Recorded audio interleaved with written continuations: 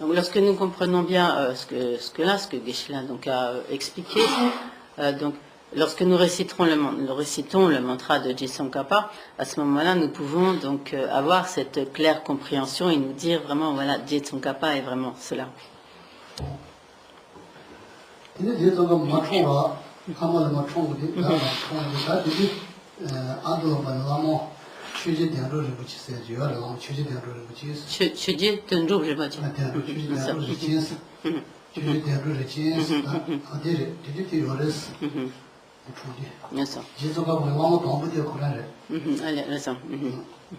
Et donc, après donc, la naissance de Je-Tsongkhapa, le premier maître de Je-Tsongkhapa fut un maître appelé donc Chöje Döndub Rinchen.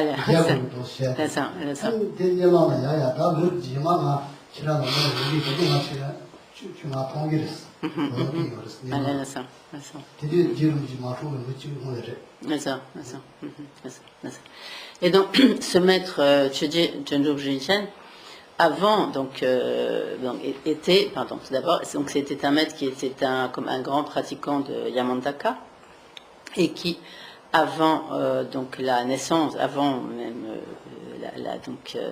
la conception même de Je-Tsongkhapa, donc dans ses pratiques de Yamantaka, il avait en fait vraiment formulé la requête dans ses pratiques, excusez-moi, j'ai fait un lapsus, dans ses pratiques de Yamantaka, il avait adressé vraiment la requête à Yamantaka en disant mais je voudrais vraiment vous voir, vous rencontrer. Et en fait, Yamantaka lui dit mais d'ici un an, tu me verras, tu me rencontreras.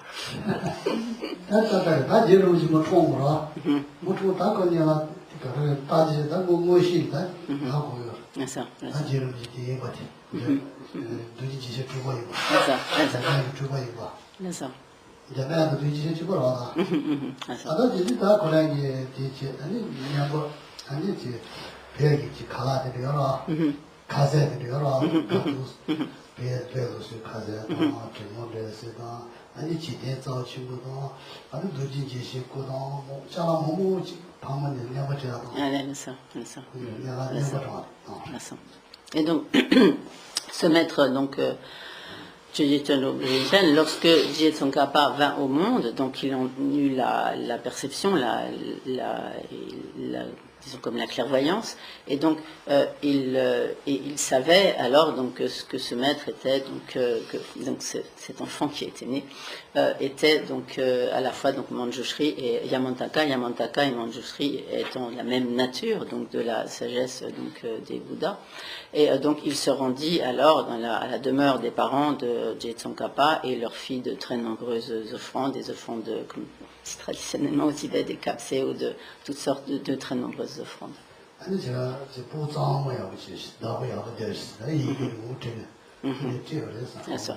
Et il écrivit donc comme ses conseils aux parents de Je-Tsongkhapa en leur donnant toutes sortes de conseils donc pour l'éducation de leur enfant et de prendre grand soin de leur enfant.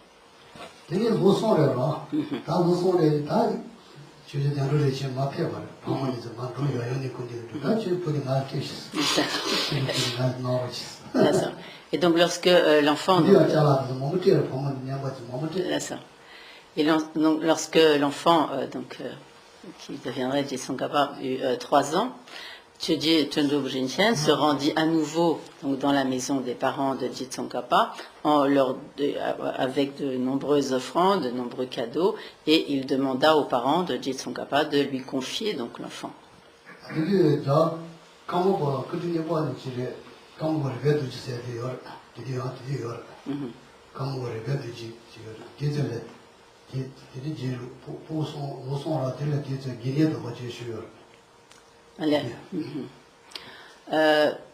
Kamaba Jinchen Dorje. Ruben Dorje. Et donc à ce moment-là, Genyan Doba, Getun. Genyan Doba, là ça.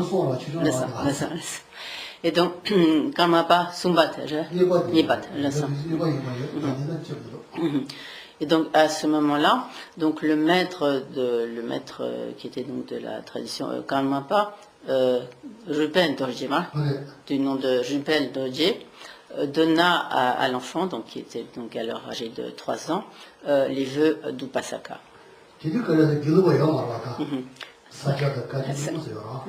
Donc à ce moment-là, il n'y avait pas donc au Tibet de tradition Gelugpa. Jitsongkapa est en fait le fondateur de cette tradition. Donc il y avait donc simplement Nyingma, Kagyu, Sakya, Kadamba. Là, ça.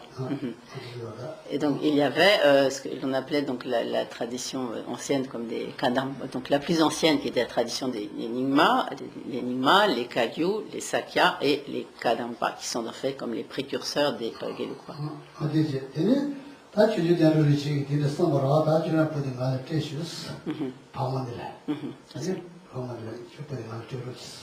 Et donc ainsi, Chöje Tundub Rinchen demanda aux parents de Jitsongkapa de lui confier l'enfant.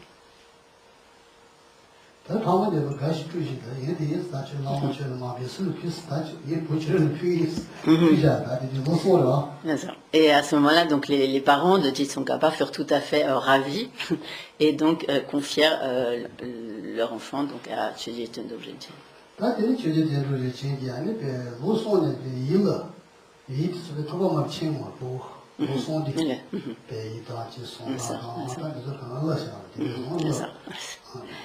Et donc dès cet instant, le maître donc Chöje Tundub Rinchen commença à donner toute la formation donc à l'enfant, et il lui a appris à lire, à écrire, etc.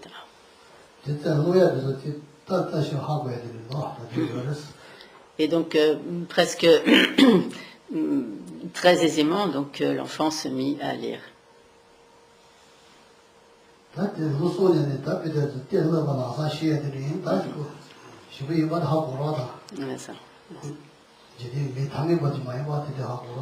Et donc très rapidement, en voyant l'aisance avec laquelle cet enfant donc apprenait, il se rendit bien sûr à l'évidence du fait que cet enfant n'était pas un enfant ordinaire.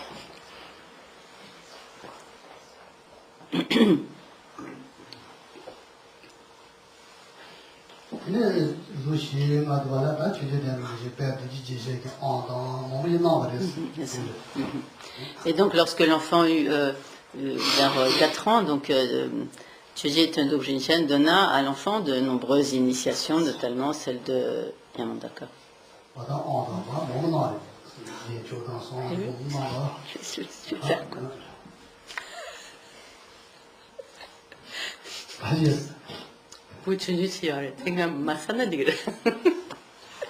Et donc, elle veut écouter le drama.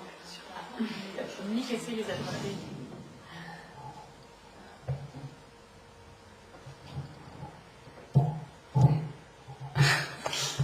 Ah non, elle préfère le micro. Elle veut le micro, elle veut entendre le dharma. Ah, elle est vachement accrochée. Elle veut pas lâcher.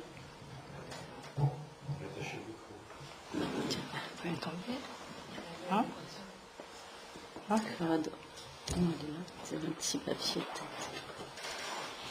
Avec un petit papier, c'est plus facile. Ça y est. Merci.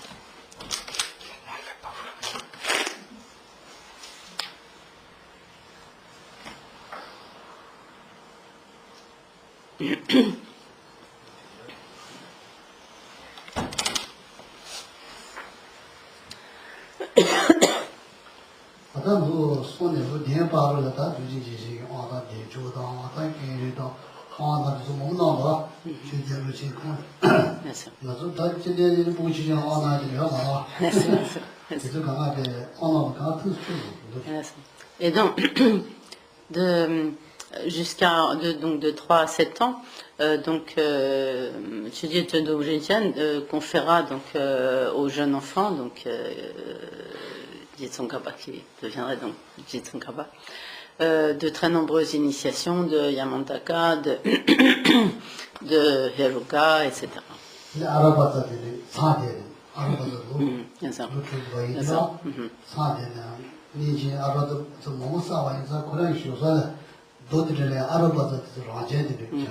sûr. Et donc, déjà donc, à cette époque, le jeune enfant fit des retraites intenses de récitation du mantra Omara Batsanadi, de telle sorte que autour du lieu de sa retraite, sur les rochers, apparurent spontanément les lettres du mantra Omara Batsanadi. Donc, évidemment, si l'on considère des enfants ordinaires, il serait hors de question de donner des initiations à des enfants de 4 ou 5 ans, mais bien sûr, cela est une situation exceptionnelle. Incroyable.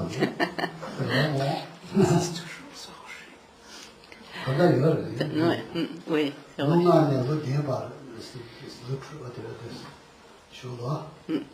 아니 잘 됐어요. Omara Batsanadi. Donc ces rochers avec où sont apparues ces lettres du mantra existent toujours.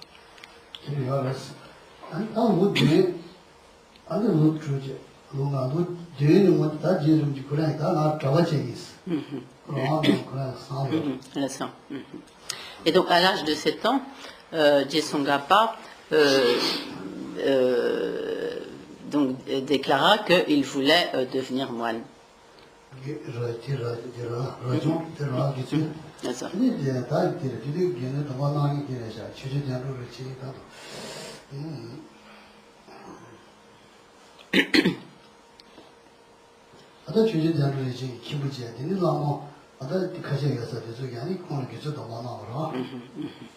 Et donc, auprès notamment donc, de son maître Chögyé Tendom Rinchen et d'autres maîtres participant donc à la transmission pour donner les vœux donc, de Shramenara, donc traduit habituellement par moine novice, donc Gyetsongkhapa donc prit donc ces vœux de moine novice. Gyetsul.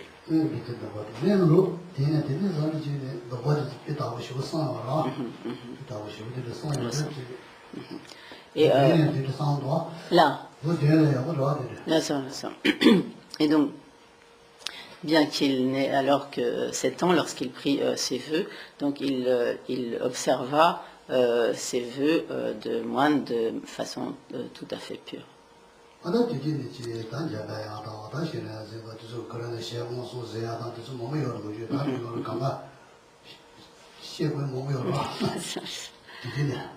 Et à partir donc de ce moment-là, déjà Gyetsongkhapa, donc ce jeune enfant, eut la vision de Manjushri, d'Avalokiteshvara, etc. Donc Geshe ne peut pas donner vraiment tous les détails, on va rentrer dans tous les détails de cette biographie.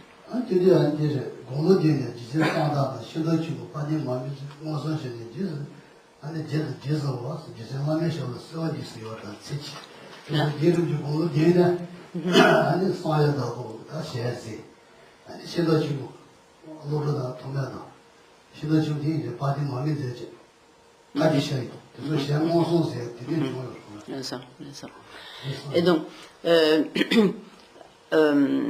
à partir donc de l'âge de 7 ans, Gyetsongkhapa il vit vraiment la présence, il eut la vision, mais comme on rencontrerait quelqu'un, donc de Vajrapani, de Nagarjuna, de Pavatomema, de Asanga, de Atisha, etc. Qui lui transmirent des enseignements.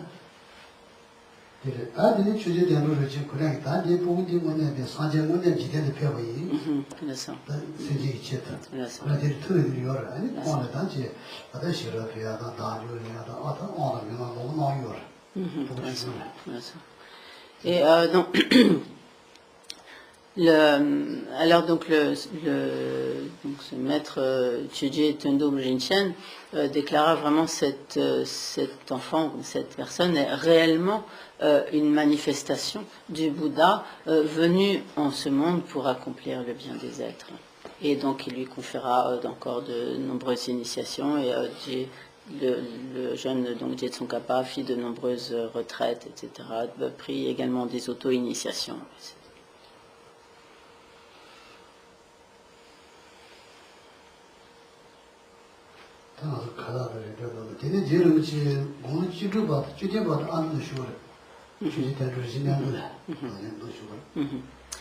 Et ainsi jusqu'à l'âge de 16-17 ans, Je Tsongkhapa resta donc dans cette région de Lamdo, auprès de son maître Chögyé Tendom Rinchen.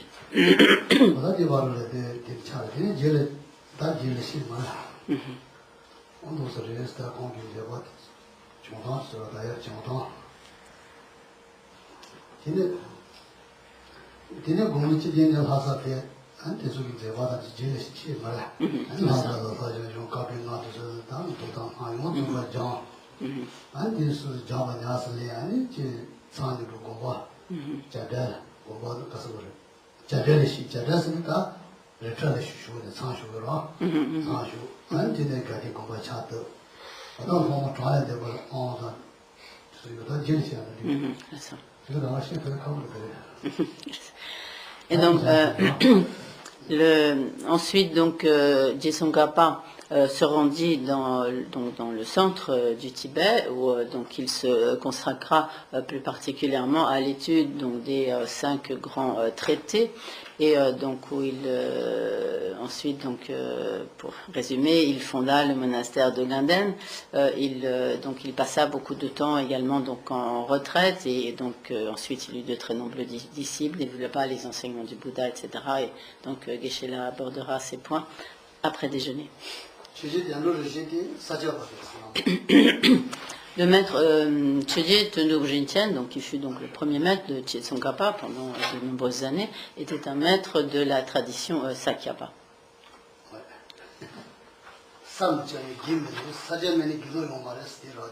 Là. C'est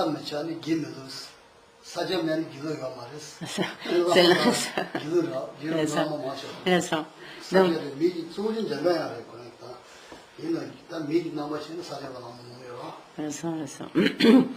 Donc, et donc les Tibétains ont coutume de dire que sans les maîtres Sakya, il n'y aurait pas eu de Gelugpa.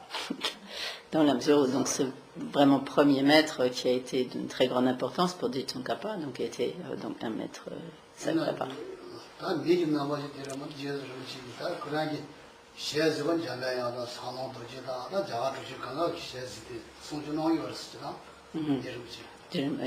Et donc en fait, Je Tsongkhapa eut vraiment la vision, il rencontra en quelque sorte dans ses visions de très grands maîtres de l'Inde, également Vajrapani, etc., qui lui transmirent de très nombreux enseignements.